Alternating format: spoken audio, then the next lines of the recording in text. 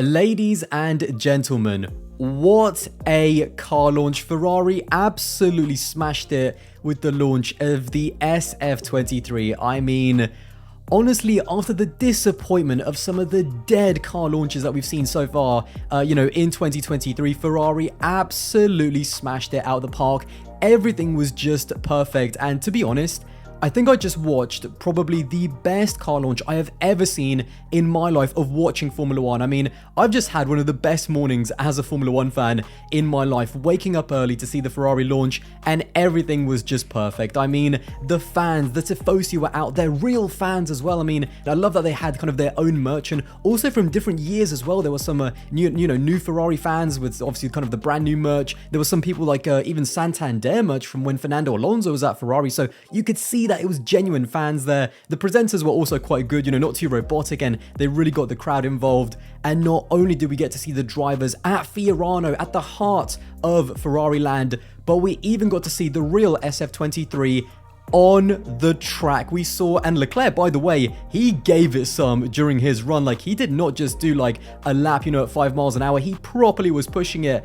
And I mean, again, you get to see the real car, you get to see the fans, you get to see Ferrari, you get to see the drivers, and you get to see the car on the track. That was the best car launch I've ever seen in my life. I am not gonna lie. So yeah, Ferrari, even though you made a whole load of blunders last season in 2022, boy have you got started in 2023 on the right foot. So yeah, absolutely fantastic. And how can you not love Ferrari after that? They really, I mean, Red Bull, you better be watching, because after the absolute disaster class that they pulled with their RB19 launch, that is how you get the fans excited. That is how you engage with your fan base and do it the right way as well. So yeah, in my book, Ferrari are already 2023 world champions. So let's take a look at the SF23. Now, for the most part, it is a very similar livery to last year. They've kind of kept that kind of deep dark red and still in that matte finish, which I was a massive fan. I mean, it's not completely the same livery as last year. To be fair, for Ferrari,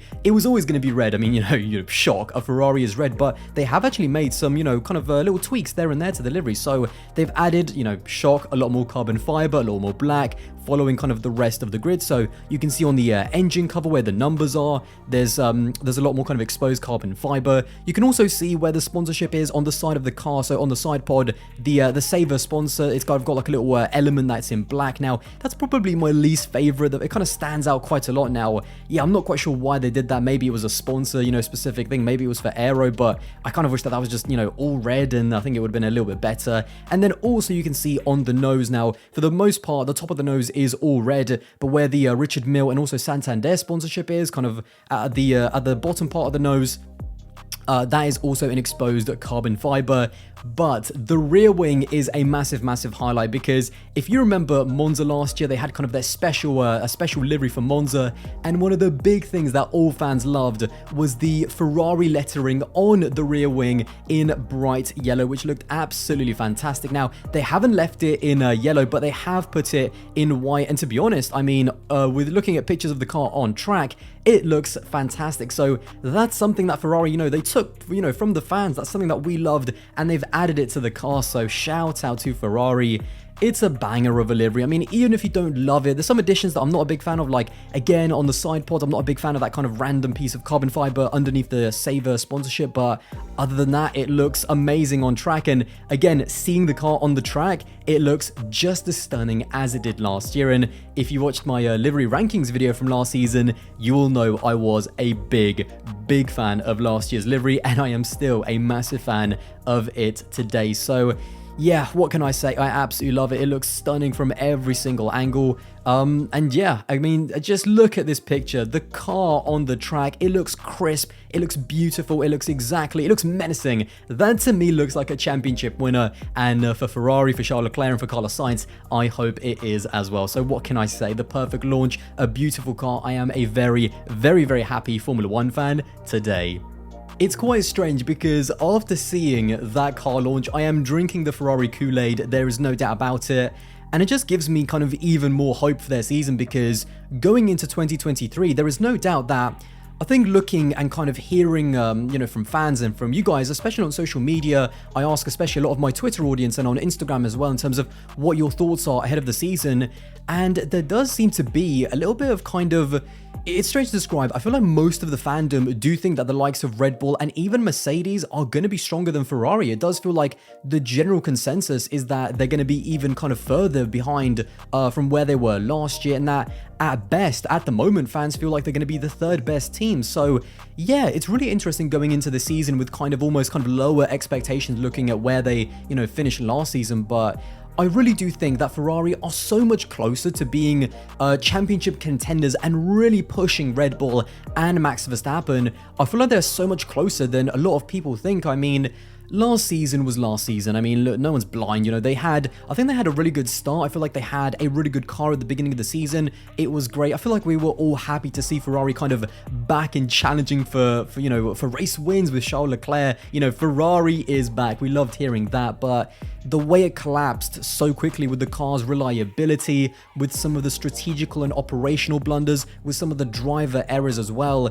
And really, although I will admit that in the second half of the season, even if Charles Leclerc had the perfect first half of the season, won all of the races that he should have won and had no kind of reliability issues, the car was just not good enough in the second half of the season, so he would have lost it anyway to Max. But the fact that the championship was basically over by the end of the French Grand Prix, and definitely, before we even got to the summer break, that was really, really disappointed. It was disappointing because it killed what was shaping up to be an all-time classic, of a season, Charles Leclerc and Ferrari up against Max Verstappen and Red Bull. So obviously with Fred Vasseur coming in, I mean, he's got to sort all of those problems, but I really don't think that as long as the car development kind of continues, and because they were on a very good path, I feel like Matteo Binotto doesn't get enough credit for how well the technical department was running, under him, because Ferrari came out in 2022 with a brand new car, their own bold ideas. They weren't, they didn't need to copy Mercedes, they didn't need to copy Red Bull. They came out with a unique car, which shows that from the technical side,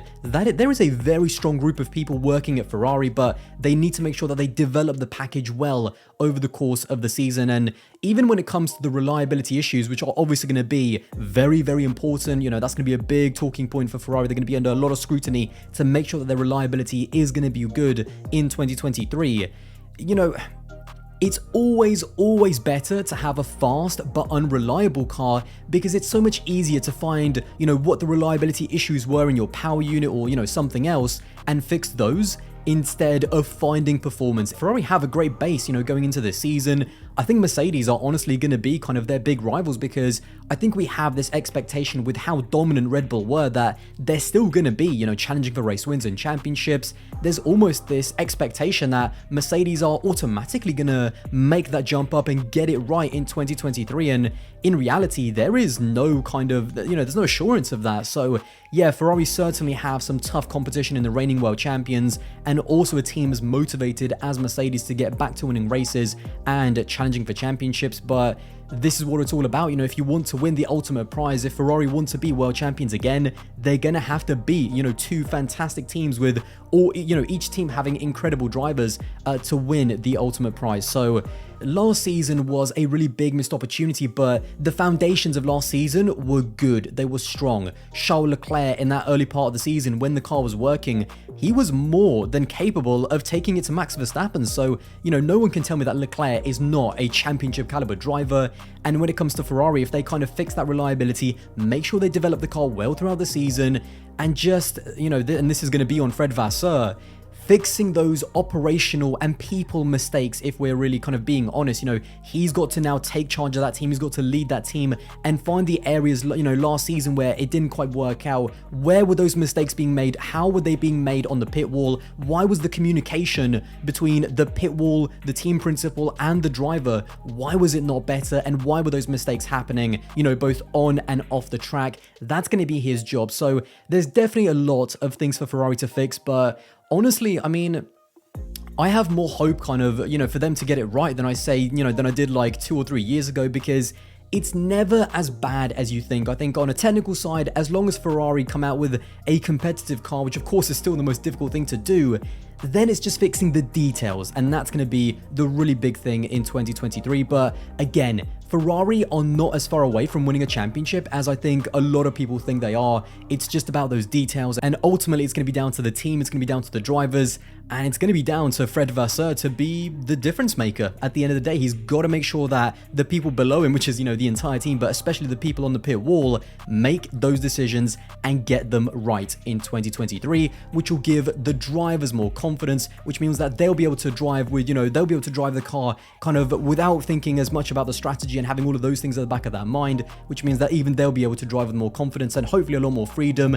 And that is going to be kind of good for everyone, because that's what gets the best out of the drivers, when they feel like they're in an environment where they are being, helped to succeed and not kind of climbing a mountain, as it were, which is how it felt in 2022. So yes, there you have it, the SF23, an amazing launch. It gives me a lot of hope, I'm not gonna lie. I mean, ultimately, a good launch doesn't mean anything. Red Bull, the RB19, we didn't even see it. Red Bull had a shocking launch, but we know it's gonna be good. So even though it doesn't mean anything, it's just good to see Ferrari kind of on the front foot, engaging with fans, having a beautiful car, and hopefully having a really, really good season. Because again, in my opinion, despite Ferrari's history, they are not they don't just randomly, deserve success. They don't deserve to be challenging for world championships just off the back of their history. They have to work for it. But at the same time, I know this team has that kind of potential, and I know that they have the drivers to do so. So yeah, it's going to be hopefully a really, really good 2023. And maybe this is finally the year where title glory Formula One World Championships come back to Maranello. We're going to have to wait and see. Anyway, there you have it. Let me know all of your thoughts about Ferrari, about the launch, about the car in the comments box below. I can't wait to see what you have to say. If you did enjoy this video, then don't forget to subscribe to the channel. That would be massively appreciated. And I'll see you in the next one.